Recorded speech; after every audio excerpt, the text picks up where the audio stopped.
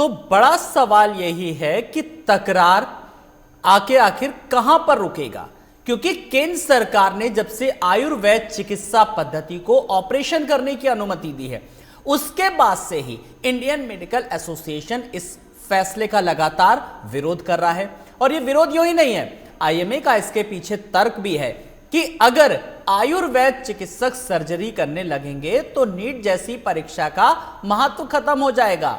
वहीं अब आरोप हुआ है तो प्रत्यारोप के बीच, यानी कि तर्क वितर्क के बीच आयुष मंत्रालय का भी यह तर्क है कि आयुर्वेद में तो पहले से ही शल्य चिकित्सा होती आई है और इस फैसले से सिर्फ और सिर्फ इसे एक कानूनी रूप दे दिया जाएगा, या यूं कहें कि कानूनी मान्यता मिल जाएगी। लेकिन लगातार इंडियन मेडिकल एसोसिएशन पूरे प्रकरण को लेकर के आपको बता दें कि जिस तरीके से देशव्यापी हड़ताल भी कर चुका है। तो हम आखिर कुछ बिंदु हैं जिन पर आज हम चर्चा करेंगे, खास कि आखिर ये विरोध, मैं कोई राजनीतिक की बात नहीं कर रहा हूं, लेकिन असल में सही मायने चिकित्सा को लेकर के जब हम बात कर रहे हैं कि चिकित्सा पद्धति को लेकर के बात कर रहे हैं, आयुर्वेद में अलग तर्क दिया जा रहा है, आयुर्वेद से पहले से शल्य चिकित्सा होती आई है, फैसले से सिर्फ इसे कानूनी मान्यता मिल जाएगी, ये तमाम सारे तर्क दिए जा रहे हैं। लेकिन अगर मरीजों की बात करें और उन डॉक्टर्स की बात करें तो इन दोनों के बीच फिलहाल किस तरीके से सामंजस्य बिठाया जा सकता है और कौन कौन सी आखिर पेचीदगियां हैं। हम अपने सहयोगी स्टूडियो में अजय सिन्हा हमारे साथ जुड़े हैं, मैं अजय का स्वागत करूंगा और अजय से बहुत सारी चीजों को समझूंगा और दर्शकों आप भी हमारे साथ जुड़िएगा। अजय, मैं आपसे जानने की कोशिश करूंगा कि लगातार जिस तरीके से विरोध हो रहा है, सबसे ज्यादा जब से बात करें कि केंद्र सरकार ने आयुष चिकित्सकों को सर्जरी के अधिकार पर मुहर लगा दी है और उसी के बाद से ये विरोध शुरू हो, सबसे ज्यादा आईएमए का भी आपने विरोध देखा। आईएमए का विरोध किस बात को लेकर के है आखिर? देखिए, जब से अधिकार मिला आयुष चिकित्सकों को, तब से आईएमए लगातार इस विरोध का पुरजोर विरोध कर रहा है और आईएमए की ये मांग है कि इस जो फैसले को वापस लिया जाए, नहीं तो देशव्यापी बड़ा आंदोलन किया जाएगा। एक दिन का आंदोलन हुआ भी था जिसमें ओपीडी और जो सेवाएं हैं वो बंद रखी गई थी। उस समय आकस्मिक सेवाएं और कोविड-19 की जो सेवाएं हैं वो शुरू रखी गई थी, उस पर रोक नहीं थी। लेकिन आईएमए की अगर बात करें तो इस फैसले का आईएमए बहुत तगड़ा विरोध कर रहा है। आईएमए का कहना है कि ये मिश्रित पैथी को जन्म देने जैसा है, यानी कि अगर आयुष चिकित्सकों को सर्जरी का अधिकार दे दिया जाता है तो एक तरह से मिश्रित पैथी, मतलब एलोपैथी और होम्योपैथी की तरह मिश्रित पैथी का भी जन्म हो जाएगा। सबसे बड़ी बात, जो आईएमए के डॉक्टर हैं और भी जो कई चिकित्सक हैं, एलोपैथ के जो सर्जन हैं, वो कह रहे हैं कि इससे क्या होगा, इससे जो मरीज हैं उनको जो है खतरा हो सकता है, उनकी हालत खतरे में पड़ सकती है और लास्ट में ये होगा कि किसी केस को बिगाड़ कर, सर्जिकल केस को बिगाड़ कर लास्ट में हमारे पास ही आएंगे, तब चीजें हमारे हाथ से भी निकल चुकी होगी। वहीं अगर हम आयुर्वेद डॉक्टरों की बात करें तो उनका कहना है कि अगर शल्य चिकित्सा की बात की जाए तो ये ऐसे ही अधिकार हमें नहीं मिल रहा है, इसके लिए बाकायदा ट्रेनिंग होगी। जैसे एमबीबीएस के बाद एमएस की ट्रेनिंग होती है, वैसे ही आयुर्वेद डॉक्टरों की पढ़ाई जो होती है उसके बाद इनकी शल्य चिकित्सा और शल्य चिकित्सा की इनको तैयारी करवाई जाएगी। देखिए, सरकार ने हर सर्जरी का अधिकार जो है वो आयुष चिकित्सकों को नहीं दिया है। कुल मिला के जो है 58 सर्जरियां हैं, जिसमें आंख, कान, नाक, गला और जो है मोतियाबिंद का जैसे ऑपरेशन हो गया, जैसे पाइल्स का ऑपरेशन हो गया, इस तरह के अधिकार जो है, ग्लूकोमा का हो गया, इस तरह के जो है चिकित्सा सर्जरी के जो अधिकार हैं वो आयुष चिकित्सकों को दिए गए। लेकिन आईएमए का विरोध ये है कि इनको सर्जरी के अधिकार क्यों दिए गए। वही आयुष चिकित्सा के उनका तर्क क्या है? उनका तर्क ये है कि अगर हम चरक संहिता की बात करें तो सबसे पहले अगर सर्जन माने जाते हैं इस विश्व के तो चरक माने जाते हैं। आज भी उनकी पूजा की जाती है, उनसे सीखते हैं। तो जब उनके पास सर्जरी का, जब उन्होंने सर्जरी का, समझ लीजिए उन्होंने सर्जरी को पैदा किया, उनकी जो चरक संहिता है उसमें जो है कई प्रकार की 300 प्रकार की सर्जरियों के बारे में उल्लेख है। और आपको बता दें कि कई सर्जरी के जो है पैरामीटर और कई सर्जरी के जो है तरीके बताए गए हैं, कई प्रकार से उनको बांटा भी गया है। तो उस समय चरक संहिता की बात करें तो इतनी डेवलप हो थी कि उस समय जब आधुनिक चिकित्सा प्रणाली में कहीं भी सर्जरी का, कहीं भी शल्य चिकित्सा का जो है हम लोग बात मतलब नहीं सुनते थे उस समय। पुराने ज़माने में जब इस चीज़ की बात आधुनिक चिकित्सा में भी नहीं होती थी, तब चरक संहिता में इस तरह की जो है शल्य चिकित्सा की बात की गई है। बस आयुष चिकित्सकों को वही तर्क है कि अगर चरक संहिता में शल्य चिकित्सा की बात की गई तो एक तरह से खोया हुआ बिल्कुल उनको खोया हुआ अधिकार अगर वापस मिल रहा है, कानूनी जामा पहनाया जा रहा है और इस बात का लेकर विरोध है। हमारे साथ डॉक्टर्स का भी एक पैनल मौजूद है। जल्दी से जो हमारे साथ डॉक्टर्स का पैनल जुड़ रहा है, मैं अपने डॉक्टर्स के पैनल से तारुफ कराना चाहूंगा। प्रदीप शुक्ला जी हैं आयुर्वेद अधिकारी। प्रदीप जी नमस्कार, बहुत बहुत स्वागत है आपका। डॉक्टर ब्रजेश सिंह जी हैं प्रवक्ता शल्य चिकित्सा विभाग के। ब्रजेश जी नमस्कार, बहुत बहुत आपका भी स्वागत है। और डॉक्टर अभिजीत रायजादा हैं जो कि प्रेसिडेंट हैं IMA के। अभिजीत जी नमस्कार, आपका भी बहुत बहुत स्वागत है। और डॉक्टर संदीप तिवारी जी भी हैं, नेत्र सर्जन हमारे साथ। संदीप जी आपका भी बहुत बहुत स्वागत है। मैं इस पूरी कवायद के बीच डॉक्टर्स आप हमारे साथ, हमारे सहयोगी अजय भी हैं, आप सबने अजय की भी बात सुनी होगी। मैं सबसे पहले डॉक्टर अभिजीत रायजादा जी के पास आ रहा हूं, प्रेसिडेंट है IMA के। सर मैं आपसे सबसे पहले, ये तो एक एक्सपर्ट की यहाँ पर मैंने स्टूडियो से, लेकिन आप खुद डॉक्टर हैं, IMA के प्रवक्ता हैं, अध्यक्ष हैं, सारी चीजें देख रहे हैं। तो केंद्र सरकार ने चिकित्सकों को सर्जरी के अधिकार पर मोहर लगा दी है, उसके बाद से क्यों विरोध है, किन किन बातों का जरा हमारे दर्शकों को बताइए पहले जी। सबसे पहले नमस्कार, सभी श्रोताओं को नमस्कार। कोई विरोध आयुर्वेद का बिल्कुल नहीं है, पहले तो विषय स्पष्ट कर दूं मैं। विरोध है इस बात का कि एक खिचड़ी तरकीब बनाई जा रही है जिसका प्रशिक्षण आयुर्वेद का है, उनकी विधि विधान, दवाइयों का उपयोग पहले दिया गया, यानी ये मान लिया गया कि उनकी दवाइयां असरकारक नहीं है, तभी तो वो एंटीबायोटिक का यूज कर रहे हैं। अभी 85% जो चिकित्सा आयुर्वेदिक कर रहे हैं वो एंटीबायोटिक दवाइयों से कर रहे हैं।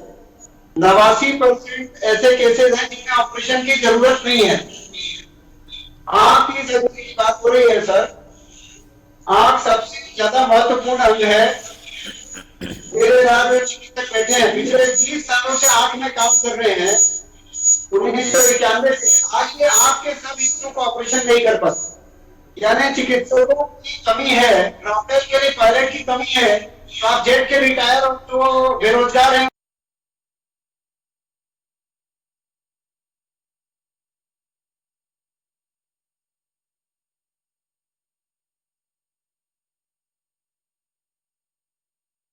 एक्सपर्ट्स को लेकर का, तो ये कमी भी तो भरपाई हो सकती है, इसकी भी आप 2 साल की ट्रेनिंग देने के बाद आप लोगों की अंडर गाइडेंस में ये लोग काम करें और कुछ सालों तक काम करें। बिल्कुल बिल्कुल बिल्कुल, मैं वहीं पर आ रहा हूँ। हाँ। मैं वहीं पर आ रहा हूँ।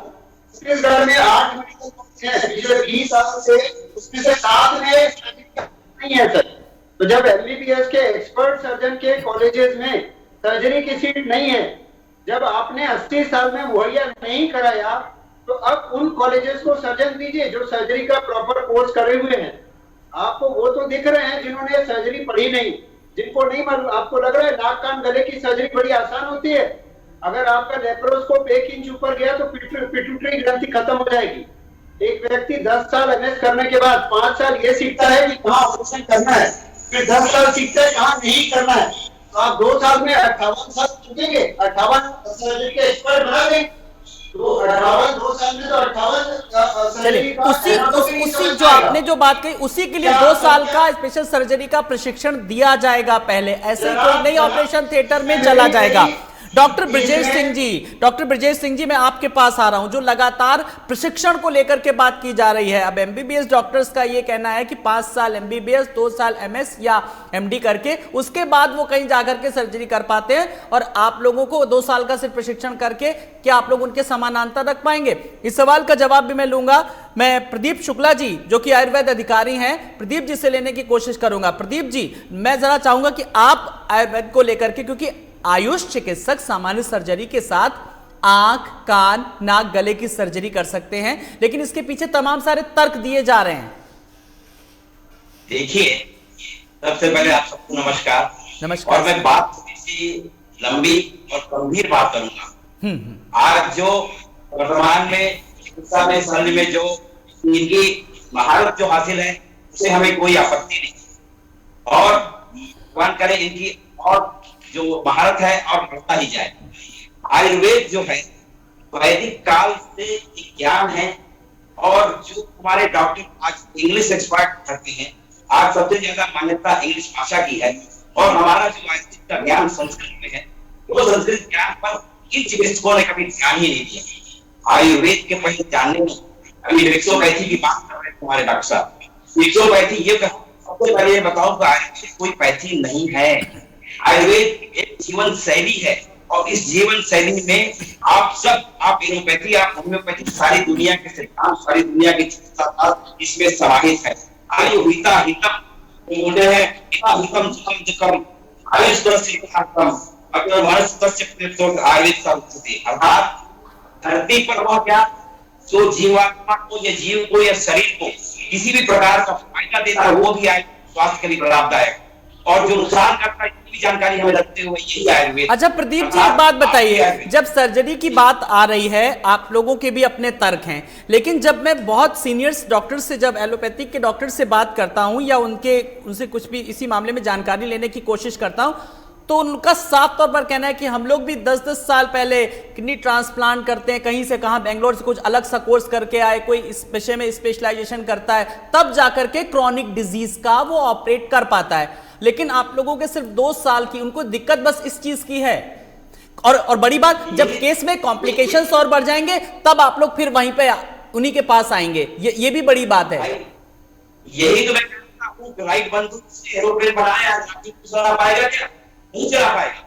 ये आयुर्वेद का सतत विकास को, जो बीच में मुगल सभ्यता आई, अंग्रेजों की संस्कृति आई, वहां पर को इतिहास बना के आयुर्वेद शुरू किया गया, और इसको आज इतिहास के रूप में हम पढ़ रहे हैं। जैसे जैसे अभी कुछ मान्यताएं, कुछ इनके पास 95% बजट है, 95% इंफ्रास्ट्रक्चर है, और इसके बाद हम लोग थोड़ी धीरे धीरे करके कदम बढ़ा रहे हैं। तो नए सिपाही से आज तो जो आदमी जाता है सर, एक चीज एक ठीक है, आपने अपनी बात रखी, लेकिन सभ्यता और संस्कृति की बात एक तरफ, जब आपको किडनी कहीं ट्रांसप्लांट करके लानी होती कहीं दूसरे की, तो उसको किस टेम्परेचर पे लाना है और उसको ट्रांसप्लांट करके लगाना है, बहुत सारे टिश्यूज होते हैं, उसमें बहुत सारे मिक्सिंग होती है, बहुत कॉम्प्लिकेशंस होते हैं। तो यही तर्क है। मैं आपके पास और भी जानकारी लूंगा। डॉक्टर संदीप तिवारी जी ने सज्जन है। संदीप जी, आप लोगों को लेकर के अगर मैं बात करें, आप लोग 5 साल कोर्स करके आए हैं, और उसके बाद लगातार किस तरीके से ये अब प्रशिक्षण प्राप्त करने की जो बात हो रही है, आप लोगों का किस बात को लेकर के आपत्ति है? डॉक्टर संदीप जी।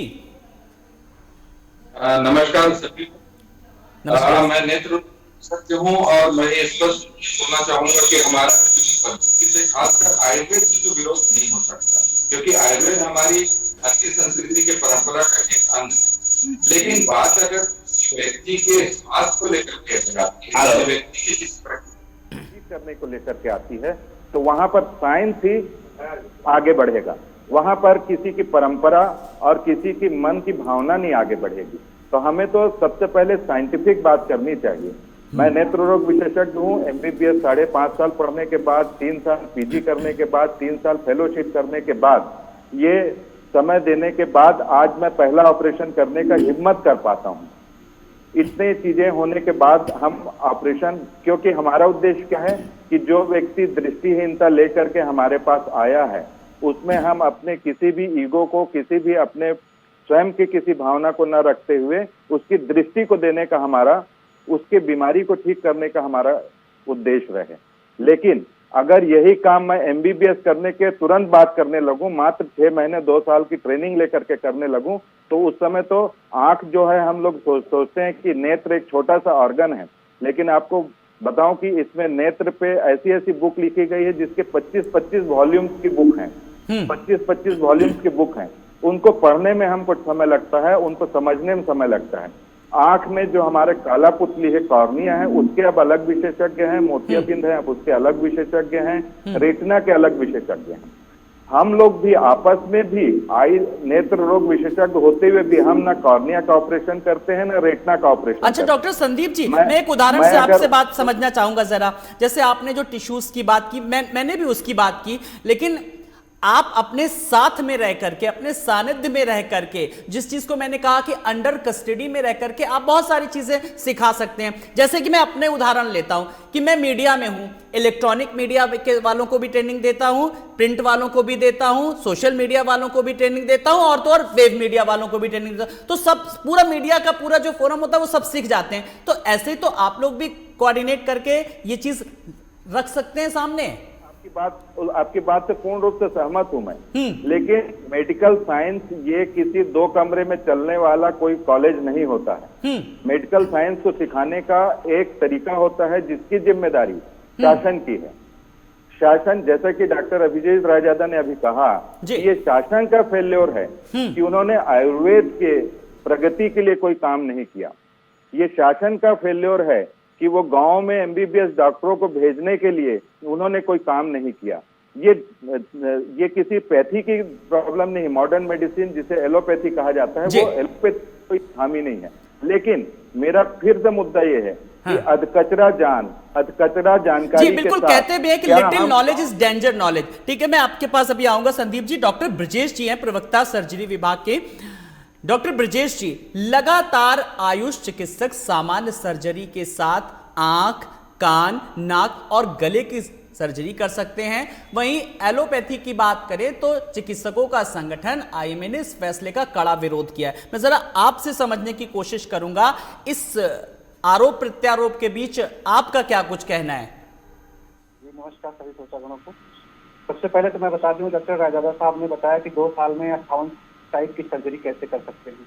सर, मैं आपको ध्यान दिलाना चाहूँगा, बहुत विनम्रतापूर्वक बोलना चाहूँगा कि एमएस आयुर्वेदा जो तंत्र बताया गया है वो कोर्स 2 साल का नहीं होता, 3 साल का होता है। और ये गजट में भी लिखा हुआ है 3 साल का कोर्स।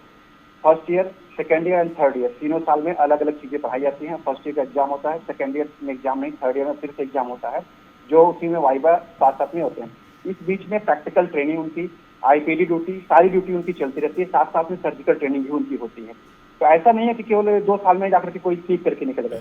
2 साल बाद भी आदमी धीरे धीरे, सर्जिकल एक ऐसी चीज है कि आगे भी जैसे जैसे आदमी करता जाएगा वैसे वैसे परफेक्ट होता जाएगा। आईएमए जिस चीज पे विरोध कर रहा है वो मैं कहना चाहूंगा कि फादर ऑफ सर्जरी कौन है? Acharya Sushruta. Father of plastic surgery कौन है? आचार्य सुश्रुत। सर्जरी अगर भारत में कहीं से स्टार्ट हुई थी तो आचार्य सुश्रुत के द्वारा पहली बार स्टार्ट हुई थी। और आज जो ये लोग बोलते हैं कि कैसे कर पाएंगे, pre operative, operative, post operative, अगर इसके बारे में जानकारी नहीं है तो मैं आपको बता दूं, सुश्रुत संहिता में ही दिया गया है कि प्री ऑपरेटिव क्या क्या चीजें करनी है, ऑपरेटिव में क्या क्या चीजें आती हैं और पोस्ट ऑपरेटिव में क्या क्या चीजें, एवरीथिंग, सभी चीजें एक एक चीज लिखित में दी गई है कि पोस्ट ऑप के बाद कैसे कैसे उसका वातावरण वहां का होना चाहिए, कैसा वहां रहना चाहिए, कैसे पेशेंट को ठीक करना चाहिए। इवन दो ड्रेसिंग के बारे में भी जानकारी अच्छी से दी गई है। 15 टाइप्स की ड्रेसिंग सुश्रुत के द्वारा बताई गई है कि जिनको किस मौसम में किस चीजों से कैसे कैसे ड्रेसिंग करनी, वो सब चीजें बताई गई हैं। जी बिल्कुल है। अभिजीत जी, जो लगातार आप लोग भी पढ़ के आते हैं तो वो भी 4.5 साल का पढ़ के आते हैं अपना कोर्स कंप्लीट, बस थोड़ा सा उनका पैटर्न अलग है और आप लोगों का पद्धति का तरीका अलग है, और उसकी भरपाई सीधी सी बात है कि 2 साल में प्रशिक्षण पा करके पूरी की जा सकती है। क्यों अभिजीत जी? सर, सबसे पहले तो मैं बताना चाहूंगा कि पूरी दुनिया WHO से जुड़ी हुई है। अभी कोरोना काल में भी किसी भी तरह की पैथी को जो कि रैंडमाइज कंट्रोल ट्रायल यानी इस इलाज से ये जान बचेगी के बगैर अलाउड नहीं है। 215 कंट्री में कहीं पर भी सुश्रुत संहिता के बाद पिछले 50 साल में कोई भी उपलब्धि, 80 साल आजादी को भी होने को आ गए, किसी भी फील्ड में जहाँ ये करने जा रहे हैं कोई उपलब्धि किसी जर्नल में नहीं है। 5000 कैटरेक्ट की सर्जरी या 5000 पेंक्रियास की सर्जरी या 10,000 पेट की सर्जरी का कोई भी कहीं जिक्र नहीं है। मैंने भी आयुर्वेद को बहुत डिटेल में पढ़ा है। सुश्रुत के बाद क्या भाई मुगल ने बंद किया या अंग्रेज ने बंद किया, आज किसी को आंख की सर्जरी करने के लिए दिया जाए तो उसको एटलीस्ट पूरी एनाटॉमी, पूरी मसल मालूम होना चाहिए, कौन सी नस कटने से आंख धंधा हो जाएगा। आंख जो है ऑल और नन ला है, आपने गलत किया मैंने वो अंधा हो जाएगा। अब उसके बाद वो दुनिया के किसी सेंटर में जाके अपनी आंख करेक्ट नहीं कर पाएगा। नंबर 2 बात पेट की सर्जरी आ रही है। पेट में इसको कहा गया है मैजिक बॉक्स। खोलने के बाद एक 55 साल का सर्जन भी सोचता रहता है कहाँ अतड़ी है कहाँ क्या। अभिजीत जी, मेरा एक बहुत जिम्मेदारी से सवाल है, आपने जो तमाम सारी चीजों का जिक्र किया, कौन सी ऐसी आयुर्वेदिक पद्धति के बाद अगर मैं एलोपैथिक के आगे सर्जरी की बात करूं तो क्या गारंटी है? क्या आप वो भी तो आंकड़े गिनाइए कि डॉक्टर्स की किस तरीके से लापरवाही। बल्कि मुझे तो लगता है कि आप लोगों को कहना चाहिए कि हमें तो कुछ सहयोगी मिल गए, जरा ग्रामीण इलाकों में जाकर के देखिए। फिर जहां पर आप लोग ये वाला देते हैं, ये तर्क देते हैं कि हमारे पास स्टाफ की कमी है, बल्कि मुझे लगता है कि ये कहना चाहिए कि मुझे और स्टाफ मिलेगा, मैं 4-5 साल में आने में ट्रेन कर लूंगा, है ना। और जो किस तरीके से लापरवाही भी आती है कि डॉक्टर्स की भी कई बार, मुझे कहने में यहां पर कोई गुरेज नहीं है, तो आप लोगों को भी एक सहूलियत मिलेगी। एक सरकार ने भी एक मौका दिया है कहीं ना कहीं, जो आप कमी का जो आप किस तरीके से आप लोगों सामने लाते हैं। नंबर 1, हार्ट सर्जरी में आज देश के बेस्ट सेंटर में 99% मृत्यु दर को बचाया जा रहा है। नंबर 2, जो करने में 35-40 साल लगेगा उसको बिल्कुल नहीं करके 2 पैथी को मिलाना, ड्रेसिंग की पद्धति 1 और सर्जरी एलोपैथी की 2, इसको खिचड़ी नहीं बोलेंगे तो क्या बोलेंगे? जनरल बात है, क्या आपने अपने डॉक्टरों को सर्जरी का प्रशिक्षण दिया? क्या हर मेडिकल कॉलेज में आपने सर्जरी की सीट लाई? क्या आपने जो एमबीबीएस है उनको सर्जरी का मौका दिया?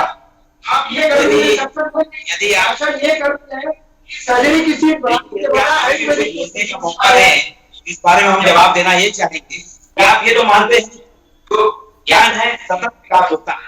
आज हम बंधन में थे, हम जब छोटे हैं तो आज मैं ये आपको बता दूं कि आज से 10 साल पहले मैंने एनोरेक्टल 5 फीसद फिस्टुला की ट्रेनिंग ली और 10 सालों में मैंने न्यूनतम 50 से 60 मरीजों का उपचार किया, जैसे उपचार आयुर्वेदिक पद्धति से। और आज इस क्षेत्र में उनको भी मालूम है कि मैं सफल रहा हूं इस बात पर।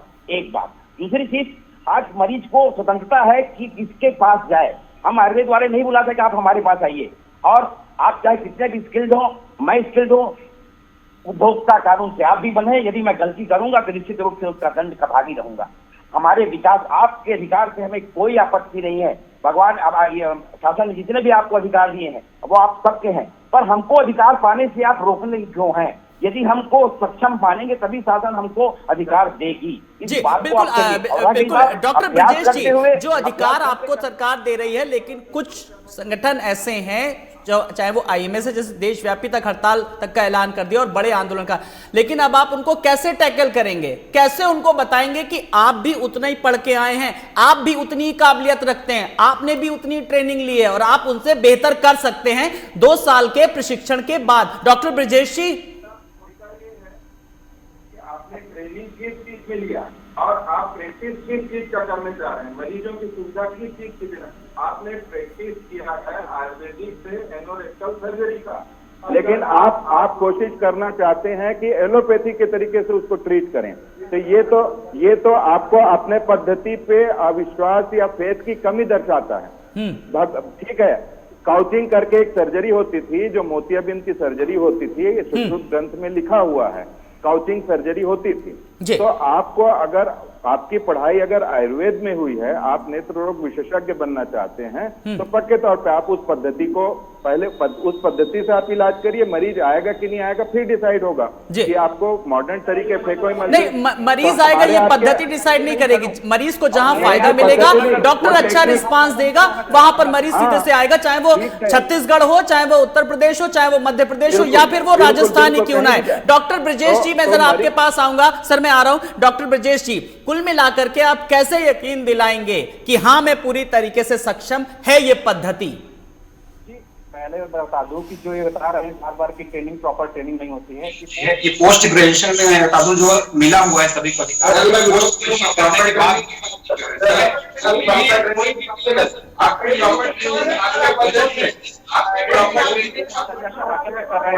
उन्हें ही अधिकार दिया जा रहा है, बाकी सभी को नहीं दिया जा रहा है। फिर मैं कह रहा हूँ आप ये लोग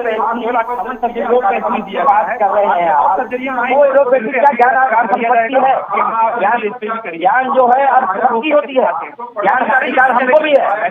तथ्यपूर्ण बात करना चाह रहा हूं, इसीलिए मैं एक एक करके मौका दे रहा हूं। डॉक्टर ब्रजेश जी, आप अपनी बात पूरी करिए, मैं सबको बराबर से मौका दे रहा हूं अपनी बात रखने का। ब्रजेश जी अपनी बात रखिए। ठीक है, रही बात इसकी, तो आज से नहीं, ये बहुत पहले से, लगभग 50-60 साल पहले से बीएचयू वाराणसी है, वहां पे आयुर्वेद से सर्जरी स्टार्ट हुई थी। पीजी डॉक्टर पीजी देशपांडे ने 400 से स्टार्ट किया था। उसके बाद आज पूरे देश में लगभग नियर अबाउट 200 ऐसे कॉलेजेस हैं जहां पे सर्जरी में पीजी चल रही है। और वो खा रहे हैं, ट्रेंड कर रहे हैं, पूरा प्रॉपर ट्रेनिंग होती है, 3 साल की ट्रेनिंग होती है, उसके बाद वो आते हैं। डॉक्टर ब्रजेश जी, ये मुझे ये बताइए कि आप लोगों को एज बिंग जर्नलिस्ट मेरा आपसे सवाल है कि खुद क्या लगता है कि आप लोग किस किस चीज की सर्जरी आसानी से कर सकते हैं, जो आपके पाठ्यक्रम जो आप 4.5 साल का पढ़ के आए हैं उससे कितना कॉम्पेटेबल है? बता दूं कि मैं पिछले 4 साल से कॉलेज में यहाँ पढ़ा रहा हूँ और सर्जरी भी कर रहा हूँ। मैं खुद इस सर्जरी में hydrocele, hernia, piles, fistula, fissure, even fibroadenoma तक की हमने सर्जरी की है। ठीक है, यहाँ ऐसा नहीं है कि ये सर्जरी नहीं कर सकते हैं। आप अगर प्रॉपर ट्रेनिंग हुई है तो आप सारी सर्जरी कर सकते हैं। इसमें गजट में प्रॉपर लिखा गया है कि इन सर्जरीज जो बताई गई, इन सर्जरी की प्रॉपर ट्रेनिंग हो। एक फाइनल कमेंट, डॉक्टर अभिजीत जी अपनी बात कुछ रखना चाह रहे हैं सर, एक फाइनल कमेंट मैं आपसे चाहूंगा जी। सर देखिए क्या है, पहला मुद्दा बनाया भारत के ग्रामीण जनता में, तो बता दूं ऑस्ट्रेलिया हमसे 3.5 गुना बड़ा है, अमेरिका 4 गुना बड़ा है। हर गांव हर जिले में वहां पे भी डिस्पेंसरी या मेडिकल कॉलेज नहीं है। यहाँ पर 108 है, जहाँ उचित जगह पर है तुरंत उनको पहुंचाया जाता है। आने वाले समय में जो काम आपके यहाँ नहीं होता वो मुंगेली या तखतपुर से बिलासपुर लाया जाएगा, बिलासपुर में जो नहीं होता वो रायपुर दुर्ग जाया जाएगा। हर गांव गली में मेडिकल कॉलेज दुनिया में कहीं नहीं है। ये जो ग्रामीण जनता का जो रास्ता है ऐसा कुछ नहीं है, हर घर में ऑपरेशन थिएटर नहीं हो सकता। अभिजीत जी, मैं बहुत जिम्मेदारी से आपसे सवाल कर रहा हूं, क्योंकि आप प्रेसिडेंट हैं आईएमए के। बहुत ज्यादा जब अब आपको ग्रामीण मरीजों की सुध लेने की बात आ रही, अब आप उनके इलाज की बात कर रहे हैं, तब कहा थे जब पीएचसी और सीएचसी में आज भी चले जाइए, छत्तीसगढ़ के किसी भी आप जिले में चले जाइए, चाहे वो रायपुर के चाहे वो बिलासपुर में, हालत देख लीजिए। वहां पर सवेरे अगर ओपीडी लगती है और पर्चे नहीं बनते, सवेरे डॉक्टर्स नहीं आते हैं, ये हालत है। बल्कि आप लोगों को इस चीज की सराहना करनी चाहिए। मेरा जवाब सुनिए, मेरे 32 साल के कैरियर में मैंने करीब 12 साल 10 साल मेडिकल कॉलेज में, 3 साल पीएचसी सीएचसी में दिया है। बिलासपुर शहर आने के बाद 350 बार मैं मरवाही और सुदूर क्षेत्रों में निःशुल्क कैंप कर चुका हूँ। डॉक्टर संदीप तिवारी, पीएचसी और सीएचसी में अगर बेहतर इंतजाम हो जाते तो लोग एम्स जैसे अस्पतालों की ओर शायद क्यों रुख करें बड़े। एक फाइनल कमेंट पे डॉक्टर संदीप जी से भी, संदीप जी आप हमारे दर्शकों से क्या कुछ कहना चाहेंगे जल्दी से? ये कहना बिल्कुल दुर्भावनापूर्ण बात है, ऐसी बात बिल्कुल नहीं है। आप एक पब्लिक सेक्टर एसीसीएल का उदाहरण उठाइए, उनके दूरस्थ माइनिंग एरिया में भी एक एमबीबीएस डॉक्टर नौकरी करता है। आप इस बात पे ध्यान दीजिए क्यों करता है वहां पर। सर वो सरकार नियम लाई है कि आप एमबीबीएस करने के बाद पहले 2 साल शुरुआत के ग्रामीण इलाकों में करेंगे। आपकी जानकारी कमजोर है जी, आपकी जानकारी कमजोर है। जानकारी करनी है तो इस तरीके से नहीं करिए, ग्रामीण अंचलों में जाकर के देखें पहले। मैं चाह रहा हूं कुछ तथ्यपूर्ण चीजें निकल करके आए कि विरोध किस बात को हो रहा है। डॉक्टर संदीप जी अपनी बात रखिए जी। चिकित्सक को गांव में भेजना है तो देखिए कि गांव में क्या सुविधाएं हैं, डॉक्टर के रहने की क्या। एक आ गई ना वहीं पे बात, अपने निजी हित की बात आ गई ना घूम फिर के, इसमें मरीजों का हित फिर नहीं रहा, मरीजों का हित फिर नहीं रहा। आ गई ना, आप अपना स्वास्थ्य ढूंढिए, अपने बच्चों के बढ़िया स्कूल ढूंढिए जाकर के, और जिस स्कूल में जितना एमबीबीएस का खर्चा करके वो सब अपने फायदे ढूंढ लीजिए। मरीजों का क्या फायदा हुआ? अजय, मैं इस चीज का फाइनल कमेंट में आपसे चाहूंगा। अजय, कुल मिलाकर के यहाँ पे निजी हित अपने हैं सर्वोपरि या फिर मरीजों की बात? जी देखिए, हम आपको बता दें कि 1445 लोगों पर एक डॉक्टर की ज़रूरत, जो भारत में 1445 मरीजों पर एक डॉक्टर है, और WHO की रिपोर्ट है कि 1000 लोगों पर एक स्पेशलिस्ट डॉक्टर होना चाहिए। अब इसीलिए सरकार ने क्या किया कि आयुर्वेद जो चिकित्सा है उसके डॉक्टर्स को जो है ये सुविधा दी है गई है, ये फैसला किया है कि उनको हक मिले और वो सर्जरी कर सके। देखिए होता क्या है, गांव के इलाकों में जो ग्रामीण इलाके हैं वहाँ ज़्यादा से ज़्यादा चिकित्सा पहुँचाने के लिए सरकार ने जो है ये फैसला किया है। और आप देखिए अभी उत्तर प्रदेश की योगी सरकार ने भी जो है एक फैसला लिया है कि अब डॉक्टर्स को जो है वो ग्रामीण इलाकों में सेवा देनी पड़ेगी, बीच में वो नहीं छोड़ सकते हैं, जिसके चलते उनको जो है 1 करोड़ का जुर्माना तक लग सकता है। तो इस तरह के सरकार लगातार फैसले कर रही है। और मेरा मानना है कि एलोपैथ, देखिए आधुनिक चिकित्सा प्रणाली है, इसमें 2 चिकित्सा प्रणालियों के बीच में संघर्ष नहीं है, उसमें वाद विवाद नहीं है। वाद विवाद ये है कि जो एलोपैथ है, जो आधुनिक चिकित्सा प्रणाली है, उससे बहुत कुछ सीखने को मिल सकता है आयुर्वेद वालों को। तो आयुर्वेद और एलोपैथ साथ मिलकर काम करें, सरकार यही चाहती है। और ये धर्म के कारण हमको नारायण बनाया गया था। मरीजों को बेहतर इलाज मिले। आप सबका बहुत बहुत शुक्रिया। प्रदीप शुक्ला जी आपका भी, डॉक्टर ब्रजेश सिंह जी आपका भी, अभिजीत जी आपका भी, डॉक्टर संदीप जी आपका भी बहुत बहुत शुक्रिया, अजय आपका भी बहुत बहुत धन्यवाद। कुल मिलाकर के मकसद यही था कि ना एलोपैथ ना आयुर्वेदिक ना हम आयुर्वेद की बात कर रहे हैं, हम बात कर रहे हैं कि ऐसी कोई भी पद्धति हो, इलाज बस मरीजों को बेहतर मिले, सवाल यही है। आप सब मेहमानों का एक बार फिर से बहुत बहुत शुक्रिया, नमस्कार।